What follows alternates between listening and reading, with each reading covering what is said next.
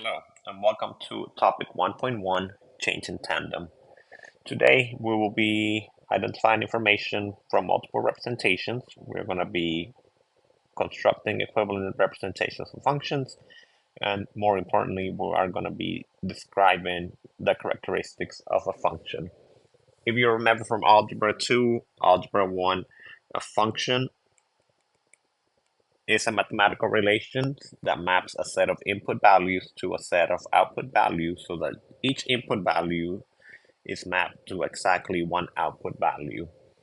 You might remember input and output values as your x values and your y values. We are not going to call them that. We are talking about the same thing. Back in Algebra 2, you were able to do the vertical line test to determine if a graph was a function or not. We are not able to do that because we are learning about different functions, but we can use the statement each input has exactly one output when we are explaining why something is a function or not. Again, we must connect the relationship between input and output in a sentence to be able to do that. Later in the course, we are going to talk about polar functions. When you have polar functions, you are not able to use the vertical line test because if you do, it will fail most of the times. When you look at them, I'm drawing some examples of some polar functions for you so you can see that as you try the vertical line test on multiple places, most of the times it will fail every single time. Polar functions are different. You do have an input and an output, but it's not going to be an x and y. So that's why you're able to have a function uh, and then have the vertical line test kind of go through it and still be considered a function.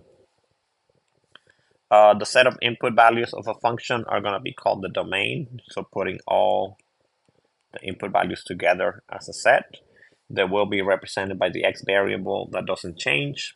When we look at the output values of a function, they are going to be called the range, and they are given to you by the y variable. That should be familiar from Algebra 1. Algebra 2, you work with domain, you work with range. Again, we're not going to call them x variables anymore. We are going to call them the input values. We are not going to call them y values. We're going to call them the output values, but it is the same thing. We are going to talk about some important information dealing with functions. Like I said, the characteristics of functions. The first one is going to be the easiest out of all of them. We can talk about a function being positive or a function being negative. If you look at the definition, read it right here for you. If a function is positive, it means that all their output values or y values are greater than 0, or they just lie above the x-axis. It's very easy to create a picture based on our information in Algebra 2. So here I have a parabola. If you look at the parabola, every single y value is above the x-axis, which I'm highlighting in red. When I look at the bottom one, it's talking about a function being negative, so it's going to be similar.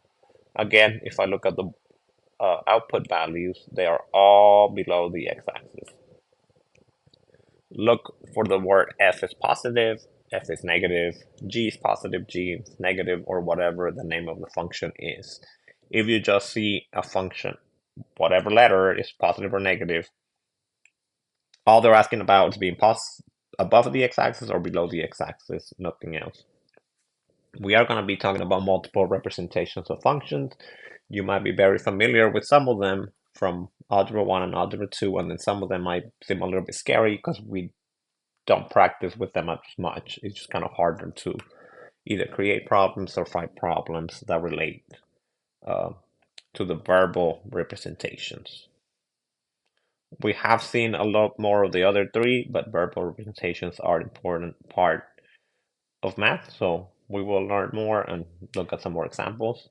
We might be super familiar with equations, we might be super familiar with graphs, and we might be super familiar with tables. So they all kind of work together a lot of the time. They might give you the equation, and then you can use the equation to create a graph, or you might use the equation to create a table and then find the information that you need. Okay, so again, a little bit scary. We are going to talk about the verbal representation. So example one, the figure shows an empty base. At time t equals 0, water begins pouring into the base at a constant rate until it is full. Which of the following could depict this situation? Where time, in seconds, is the independent variable, and the height of the water in the base, in inches, is the dependent variable. If we look at all the answer choices that they gave us, time is your independent variable, and then the height of the base is your dependent variable. Again, we have water coming into the base at a constant rate. That's important, so the pressure of the water does not change. It is always constant until the base is completely full. As you notice, the width of the base does change as the water keeps on increasing. So we can use that information to kind of help us out. See if we can use the information to cancel some of the answer choices. That will make my problem a little bit easier. That way I don't have to look at all four. Maybe we can begin canceling at one, then two, and then maybe three until I get my final answer. If I look at A, the height continues to increase as time increases. Same thing for B, and same thing for D. If I look at C, I notice that I start to increase, and then somewhere in the middle, my height decreases, and then it starts to increase again. This part in the middle is what makes C be wrong. Because if you look at the situation, they never told you that any of the water comes out at any point. It's just going to start at 0, and then eventually it will fill up all the way to the top. So C, I'm going to make a note. Water decreases in the middle. So I can cancel that answer choice out because again, it should always be increasing no matter what.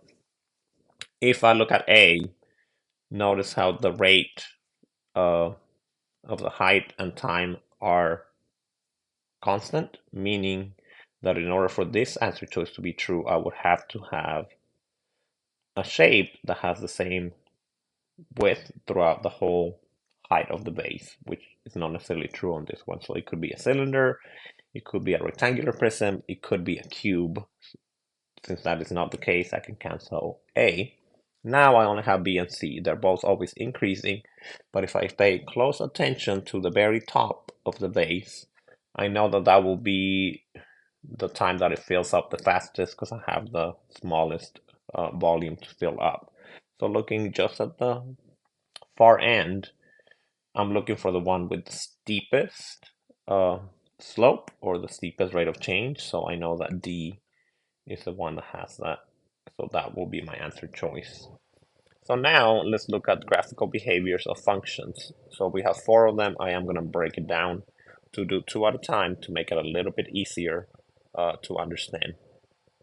First, we're going to talk about increasing versus decreasing. So the definition of increasing that we use in pre-calculus is as the input values increase, the output values always increase as well. Uh, so again, input values just means as the x values increase, the y values also increase. There's 2 ways that you can recognize it by looking at the graph. You can pick a point in your graph and then pick a point to the right. As you can see, the second point that I'm highlighting right here is higher than the first one. If I pick another one, the third one is higher, the fourth one is higher, and so on and so forth. That never changes. So that means that my function is always increasing. Another way that you can do it is by drawing an arrow and then making it point to the right, kind of in the same direction or similar direction to your graph. If you look at this arrow that I'm highlighting, you can see that the arrow is pointing to the right. When you draw your arrow, it should always point to the right because of the input values increasing or going up. If you look at the y values, look at the up-down motion of the arrow. So in this case, this arrow is pointing up, meaning my y values are increasing or getting larger. If I look at decreasing, the definition is going to be as the input values increase, the output values decrease. So opposite. If I do the point trick, pick a point to the right of it, now I'm lower.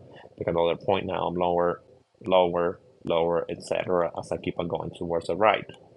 I could also draw my arrow pointed to the right, and now I see that my arrow is pointing down, meaning my y values are decreasing or my y values are getting smaller. Hopefully that makes sense. Let's move on to concavity.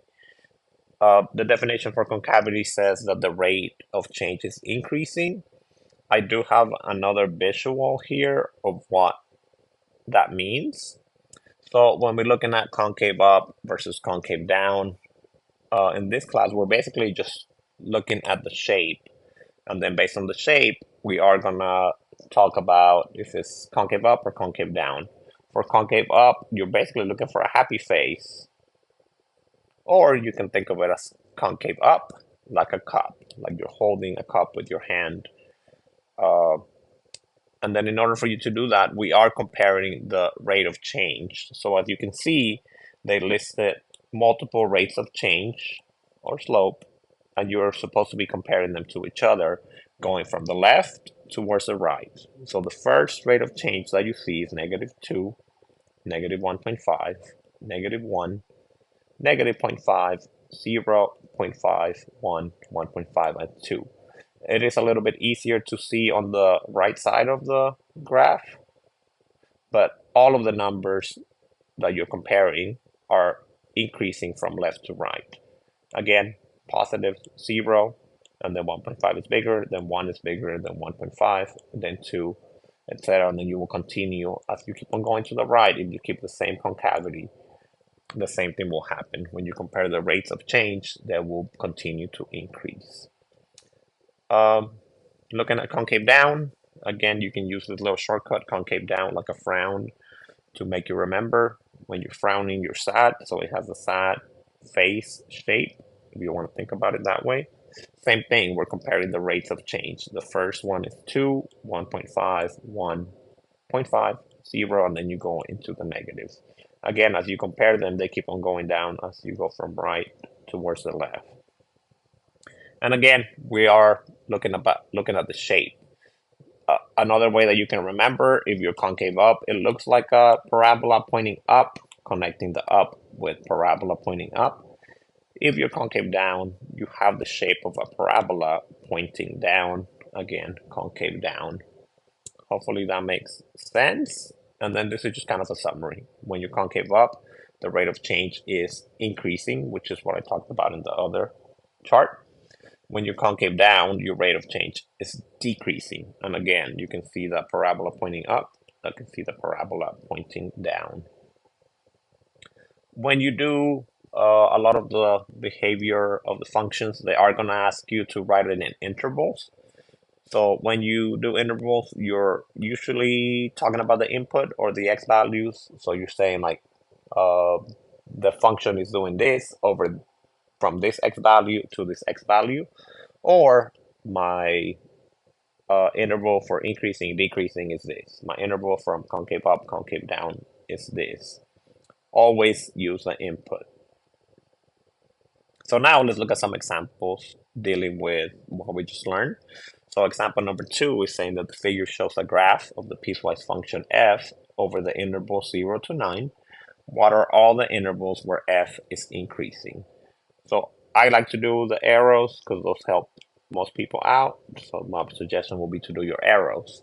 As you see, you have 3 different arrows where it changes from either increasing to decreasing or decreasing to increasing. If you continue to increase, you don't have to stop your interval, you can continue. The only time you end your interval is if you change to something else. In this case, we have 2 changes. So we have 3 separate pieces that are either increasing or decreasing. Again, very quickly, this one is pointing up, so I know that this piece of my graph is increasing. The second part is pointing down, so I know that that middle part is decreasing. And then the last part, I can see that my arrow is pointing up, so this part is increasing. The question is only asking about increasing, so I know I have 2 different intervals where I am increasing. And don't forget, when we give our interval answers, we only care about the x values. So I'm saying, again, I am increasing from this value to this value. So I am going to write my answer in a full sentence. So I'm going to write the graph of f is increasing over the intervals. And then I'm going to start writing my interval. So the first interval starts at x equals 0, and then it stops at x equals 3. So from 0 to 3. And then the second one, I'm going to put a union to connect them, starts at 7, and then it ends at 9. So again, from x equals 7 to x equals 9, I can see that my graph is increasing. I do have the middle interval where it's decreasing. They didn't ask me to say anything about that, so I'm going to continue moving on. Again, I've mentioned rate of change. Rate of change means the same thing as slope. We cannot use the word slope. We are going to use the word rate of change because College Board wants you to use the word rate of change. Please make sure that you read the words carefully as you do your problems, because a lot of the same words repeat, but when they're at something or the context in which they're put in, they kind of matter and kind of change what you're talking about. So here I have two charts, one on the left, one on the right. I am going to go over the information that they're talking about and kind of explain where the information is coming from, and hopefully we're all on the same page. Here it's just talking about f being positive. If you remember from before, when we're saying about a function being positive or negative, we are just talking about the y values or the output being above or below the x-axis. In this case, since this x is positive, if I look at my x-axis as my reference point, I can see that every single point is above that blue line. That's what this means. The second part is talking about f is decreasing. So don't forget, decreasing means as my input values increase, my y values decrease. Again, you can draw your arrow. You can see that the arrow is pointing to the right and down. The down part is what tells me that I am decreasing.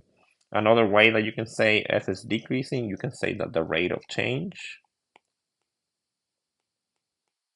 is negative. It means the exact same thing. You will see that again in a future lesson, but I kind of want to introduce it so that way you're familiar with it and you see it multiple times. The third part, I'm sorry, is talking about concavity.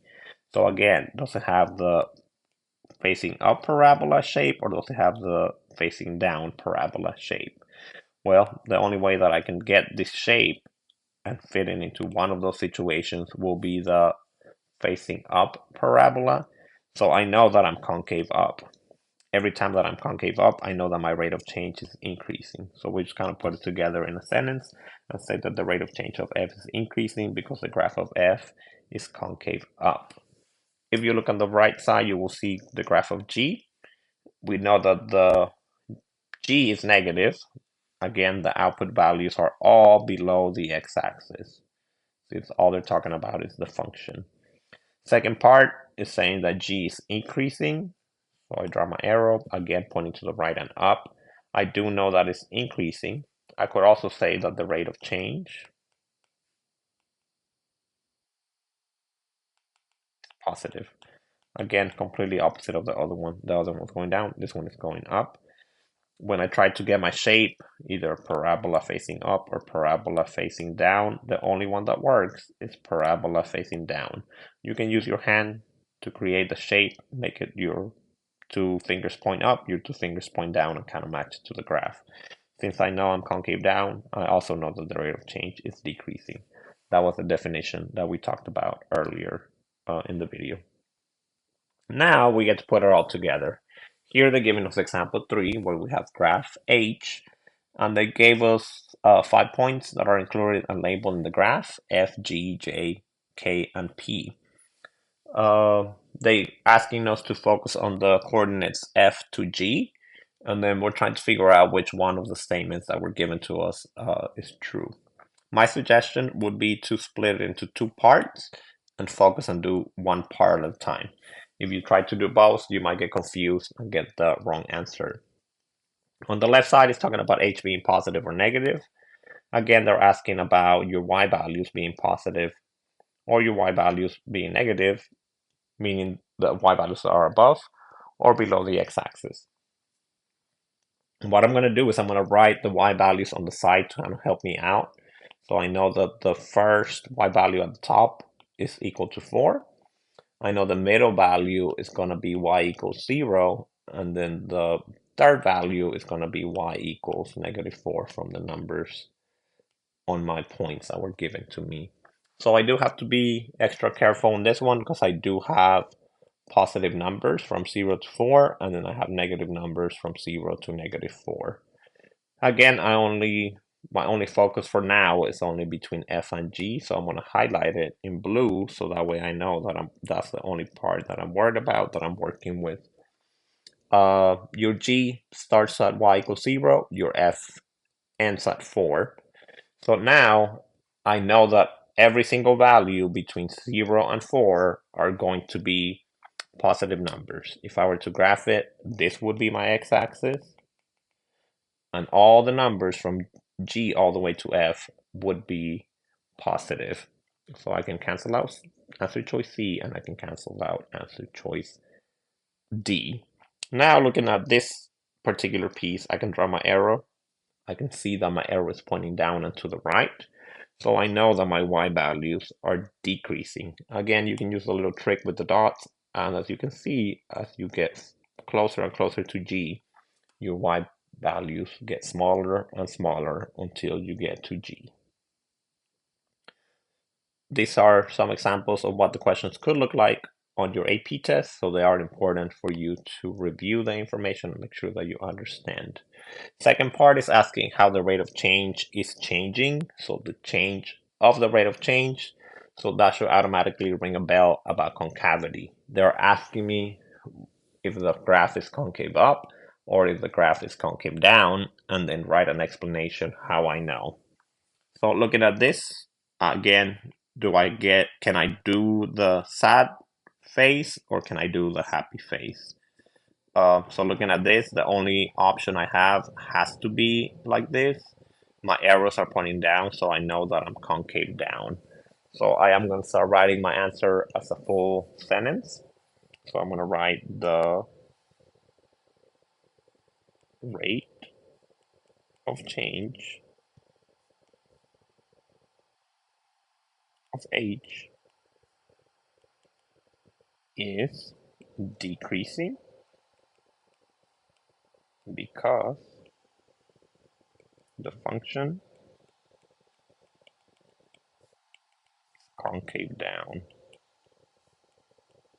Some key words that you should have in your answer are going to be rate of change decreasing and concave down. How do I know that it's concave down? Well, I know that it's concave down because the rate of change is decreasing.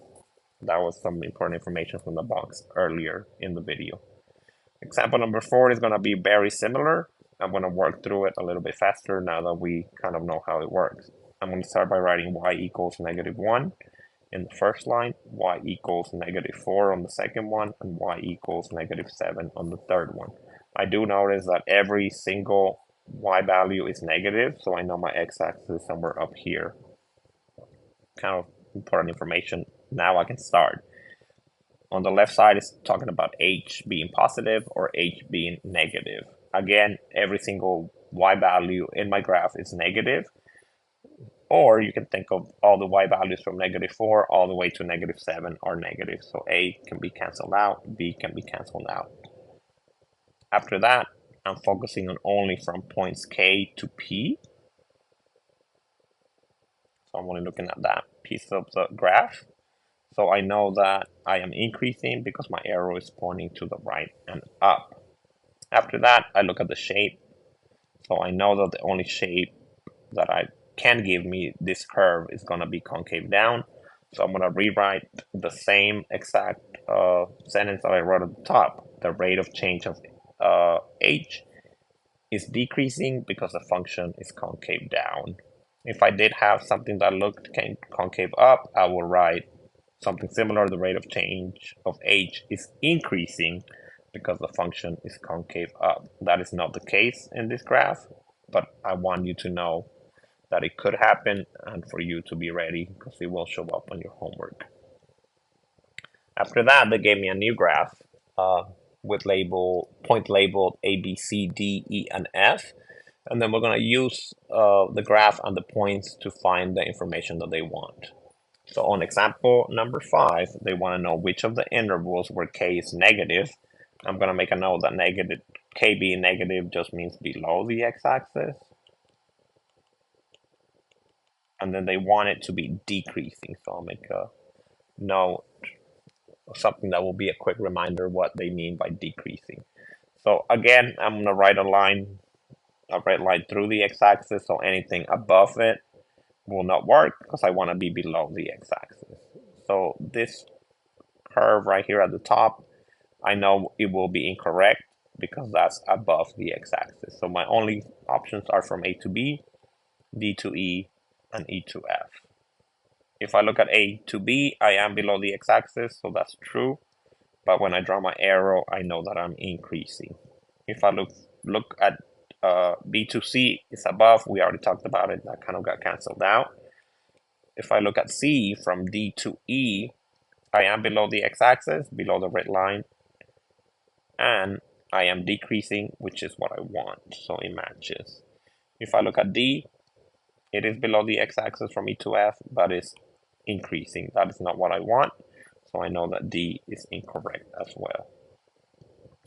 Looking at question number 6, they're asking me about the rate of change being positive or the rate of change being negative. If you remember, we wrote that here. If your rate of change is positive, it means you are decreasing. If your rate of change is positive, it means you are increasing. So they're asking about increasing and decreasing. Nothing out of this world. Again, the way in which the question is asked will be different. A says that the rate of change is negative from A to B, which will be incorrect. The rate of change I know is positive because my y values are increasing from A to B. If I look at B, from B to C, I know that I'm still increasing, which will make the answer choice wrong because it says that it's negative. If you look at C, it's saying that the rate of change is positive, meaning that I am increasing from D to E, which again is right here is incorrect. And then the last one says that the rate of change is positive, or that I'm increasing from E to F, which is true. So the only one that is true is answer choice D. Looking at question number 7, they're talking about the rate of change increasing or the rate of change decreasing. Don't forget that has to do with concavity. So A, if it says that it's decreasing, I know that it's concave down. B says that it's increasing, so I know that I'm concave up, etc. C, rate of change increasing, concave up. And then D, decreasing, so concave down. So I'm looking at the graph and I'm figuring out which one of these is correct. So from A to B, which is right here, again, the only way I can get it is by doing the concave up shape, so I know A is wrong. If I look at B, from B to C, again, this is the shape. I can see the parabola pointing down. It's saying that it's concave up, so it's incorrect. If I look at C from D to E, it says that I'm concave up, which is true. That's the only way to get the shape. And then D will obviously be incorrect because it's saying that it's concave down. I just showed that it was concave up. Last one should be a little bit easier now that we did all the concavities and kind of figure it out. And they're adding something else. They want to know where K is increasing, so I'm going to make a symbol showing an arrow pointing up and to the right. And then I also want it to be concave down. So if you notice, the left side of your parabola is increasing, the right side is decreasing. So I'm looking for something that looks like this left side like that. So from compare it to AB, though they look the same, no they don't, so I know that A is incorrect. You can do it that way. If you look at B and C, they do have the same exact shape. Again, I want the left side only, so you can see that it matches perfectly. So B is correct. That's one way that you can do it. You can also cancel answer choices as you do your increasing, decreasing, or your concavity. Example number 9, they want to know on what interval is F decreasing. So I'm going to start by doing my arrows. So I'm going to put both of the arrows that are increasing or the arrows that are decreasing, kind of go from there. If I remember from earlier, the input values are the only ones that matter when I'm doing increasing and decreasing. which will make this easier as you write down your answers. So on this problem, I have three different intervals. Two of them are increasing. You can see the up arrows. And then two of them are decrease. One of them is decreasing, I'm sorry. And then you can see the one with the down arrow. So here I can see that this part increasing and this part is increasing, as I said before. Don't forget, you only care about the input value. So I'm saying from this x value to this x value, my y values are increasing. I'm going to write it as a full sentence just so I get in the habit. So I'll write the full sentence first and then I'll kind of come back and explain how to find the actual answer. So I'm going to write f is increasing in the following intervals. Again, first interval starts at x equals -5 and it stops increasing at x equals -1. Again, I do have two. The second one starts here at x equals 2 and then it stops at x equals 5. Second part, they want to know where f is both negative, meaning it's below the x-axis, and increasing. So what I'm going to do is I'm going to erase everything. I am going to do a blue line this time on the x-axis, and I want it to be below the x-axis. The only piece that I have is right here below. Everything else is above. And again, I also want it to be increasing. So this interval from here to here. So I'm going to write my full sentence, and I'm going to write f is both negative and increasing over the interval from -5 or x equals -5 to x equals -3, and I'm done. We have a new graph here. Some important information that they gave us is that point A is the only point where it changes concavity. So this part will have the same concavity, and then this part will have the same concavity. Again, if we look at the shape, we know that this part is concave down. We look at the second part, and we know that we're concave up. So question or example number 11, it says on what interval is G decreasing? And the graph of G is also concave up. So I'm going to draw my arrows and figure out where I'm increasing and where I'm decreasing first. So that way I can cancel out some of the parts. So that way I only get what I want. So this whole piece is decreasing from -3 all the way to +1. Again, A is where it changes, so part of it will be concave up, part of it will be concave down. I only want the part that is concave up, so I'm going to draw my symbols. So I want my graph that looks like this left side of my parabola. If you look at the shape here, I'm going to highlight it in red, so that way you can see, again, this is where it starts at A, and then this is where it stops decreasing and it starts to increase. So it might have the concavity part, but it does not have the decreasing that what they wanted. So again, I'm going to write G is decreasing and concave up over the interval. And then again, it starts at A, which is -1, and then it stops at x equals 1. So that's what I'm going to write.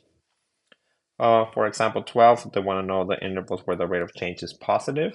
So again, all that means is where my graph is increasing, and then they want to know where the rate of change is decreasing. Again, concavity, where you're concave down. I'm looking for this particular shape on the left side again of my parabola. Please make sure that you do this carefully, because you might get the wrong answer if you don't read the question carefully.